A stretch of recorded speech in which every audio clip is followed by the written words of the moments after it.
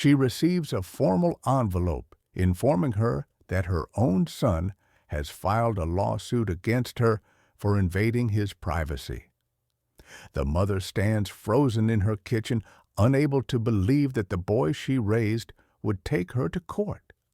At 72, she is a retired teacher and a widow who has always tried to do what is right.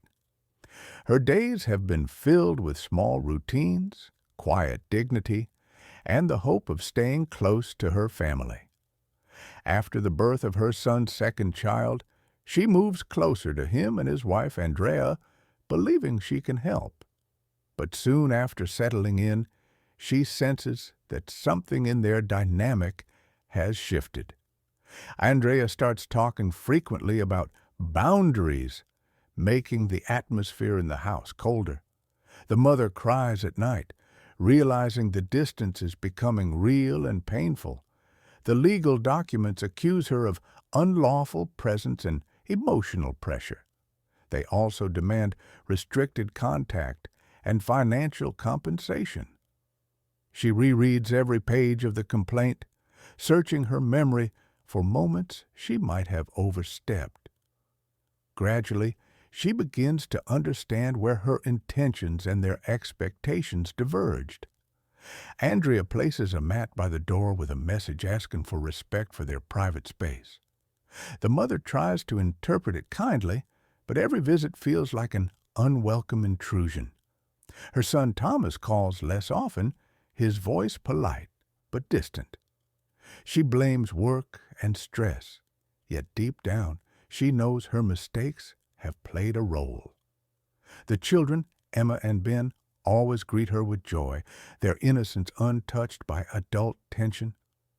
She buys a townhouse nearby, hoping to stay close, but slowly begins to feel more used than appreciated. Andrea confronts her, saying her behavior creates discomfort in the household. The mother tries to soften her approach, but every act of care is interpreted as control.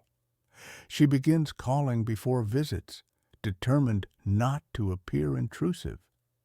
Sometimes she decides not to come at all, hoping distance will ease the tension. Emma leaves a drawing on the porch that says, "I love you, Gamma," warming her heart for a moment.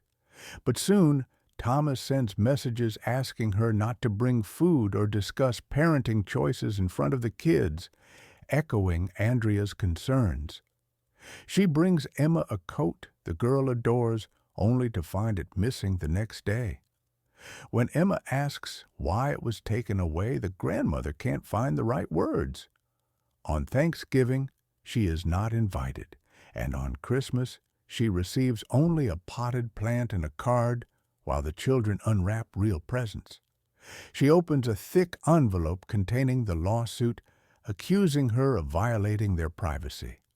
Inside are bank statements and receipts for school fees, dental work, and car repairs, things she paid for freely and never asked to be repaid. Now, the documents demand her complete removal from their lives. Thomas stops calling her Mom and begins using her first name. She remembers years of night shifts she worked just to be available for him during the day. After receiving the summons, she spends 3 silent days unable to speak. She starts writing down everything she has done for the family, bills paid, holidays organized, emergencies handled. But halfway through, she decides not to use the list in court and instead keeps it as a reminder of her own memory and worth. She calls her friend Ruth, seeking clarity. Ruth tells her she must choose whether to keep fighting to be part of the family or step away quietly. The mother realizes she wants to be seen as a person, not as a problem. She finds a letter from Emma saying she misses her and doesn't understand why her parents are angry. The child's simple words make her feel seen and loved in a way adults have denied her. Andrea tells her she visits too often, her tone sharp and final. Thomas stays silent beside his wife, and that silence hurts more than any accusation. The grandmother quietly leaves a pot of soup on the porch and walks away. She notices the family group chat suddenly has a new name, excluding her from its tone and warmth. She begins questioning herself, wondering which moment was the final straw.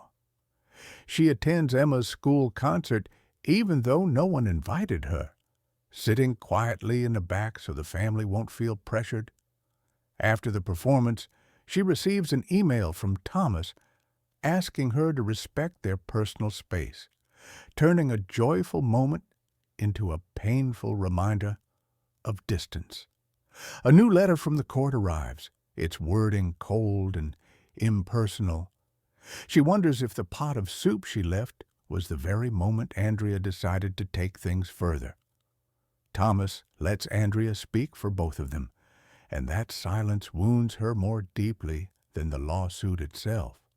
The process, the distance, and the emptiness become the defining consequences of their conflict. She finally understands that her son no longer sees her as essential in his life. In her drawer, she finds envelopes prepared for the children, savings bonds and cards that no longer matter.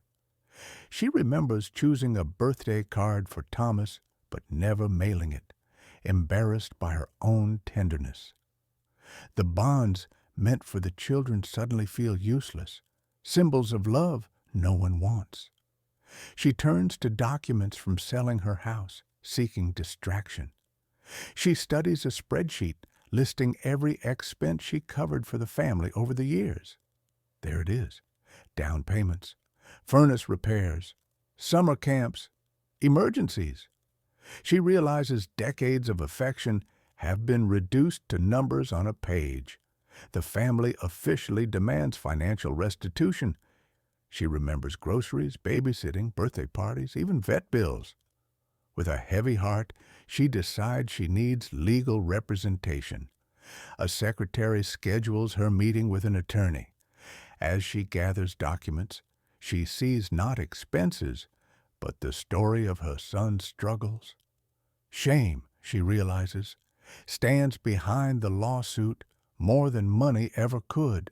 Thomas believes her presence embarrasses him because of her simple background and modest habits. Unable to say this out loud, he finds other ways to push her away. She is left alone, examining the fractures of their relationship. She mails the savings bonds to Emma and Ben with no explanation. In doing so, she chooses honesty over secrecy, love over pride. Thomas accuses her of making the situation more complicated than it needs to be. She stays silent, knowing her silence unsettles him more than any argument could. Thomas insists the issue is boundaries, not affection. She recalls each small gesture he labeled as inappropriate. The word boundaries now feels like a barrier between worlds. She tells him she will no longer interfere in their lives. Then she turns and walks away, leaving him standing alone on the driveway. Her attorney, Ms. Harper, reviews the complaint with calm professionalism. They discuss defense strategies and the accusation of intrusiveness. Ms. Harper warns her about possible public judgment and emotional strain. The mother chooses to defend her name with dignity rather than counterattack. Sitting in a cafe, she watches a young mother juggling two children. She wonders whether Emma and Ben will ever remember her kindness when they grow older. She rereads old cards and letters, touching the handwriting of people she loved. Then she gently sets them aside, realizing her history still has value even if others forget it. Ruth encourages her to stay strong and grounded. She thinks about raising her son alone, burying her husband, rebuilding her life from nothing. Then she finds a new letter from Emma, one that restores her courage. Emma writes that she overheard her parents arguing and misses her grandmother deeply. Her words reveal a child's confusion and disappointment. The grandmother realizes children see far more than adults assume. Ms. Harper reassures her that intention matters. She writes a careful reply to Emma using the same kind of stationery. In it, she expresses her love and tells Emma her heart is always open. She mails the letter without a return address, hoping it reaches the child safely.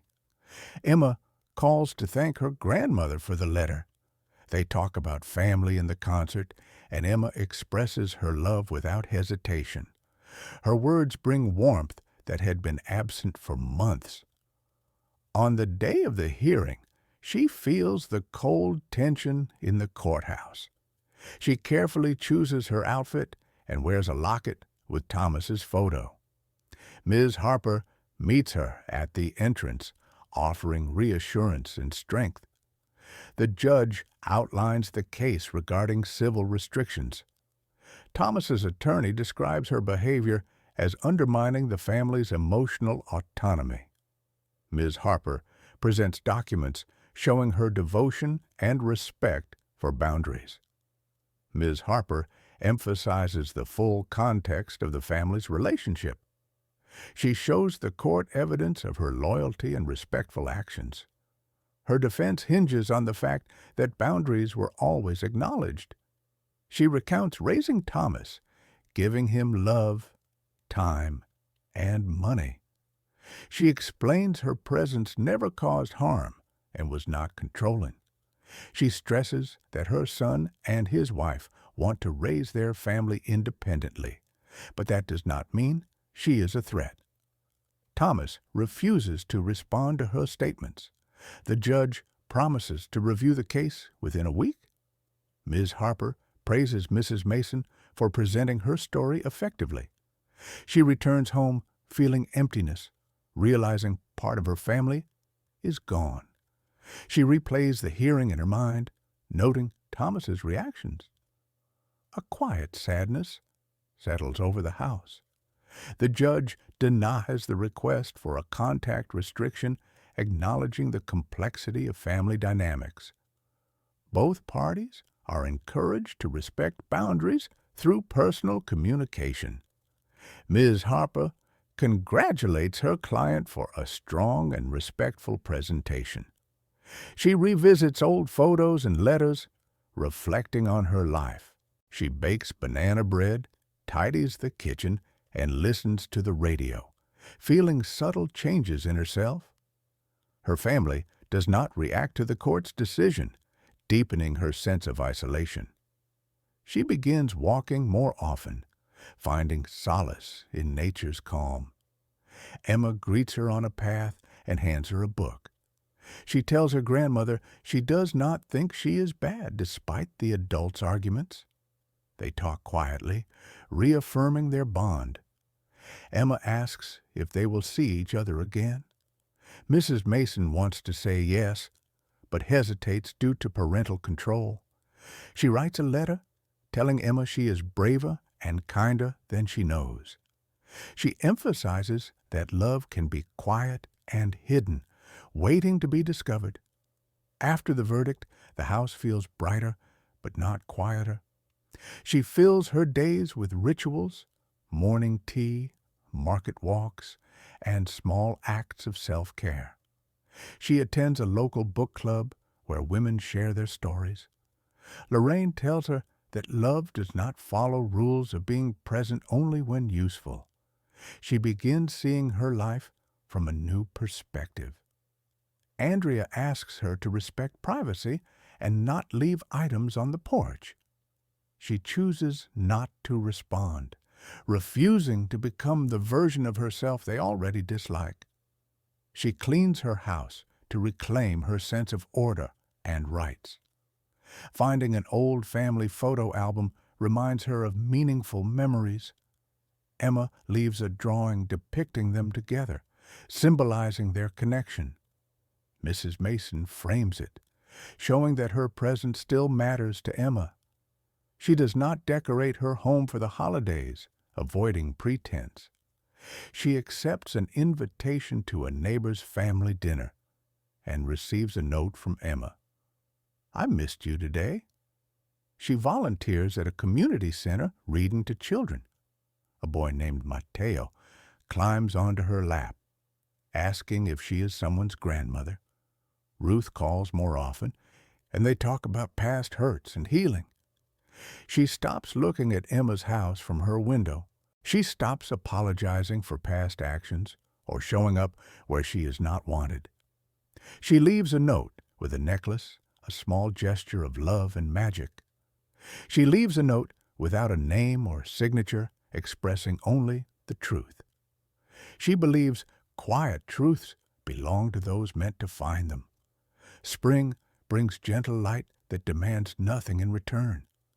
Emma's notes arrive less frequently, but her love remains. One morning, she finds a handwritten letter from Thomas. Thomas expresses pride in her and says he misses her. He admits he did not expect events to escalate so far. He recalls small moments, like helping with science terms and buying a red bicycle. She writes back, thanking him for his words. She reassures Emma that she still believes in magic. After sending the letter, she sleeps soundly for the first time in months.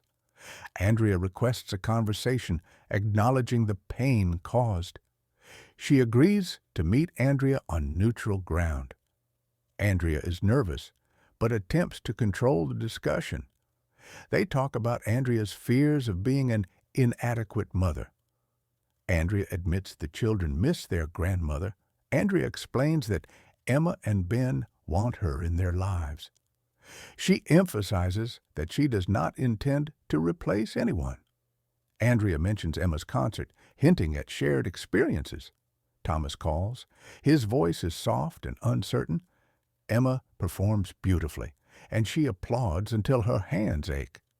Afterward, Emma hugs her, feeling safe and at home. Thomas apologizes, and no one mentions the lawsuit or letters. They simply share moments together, focusing on presence and emotion. She encourages open communication, teaching that feelings should never be hidden.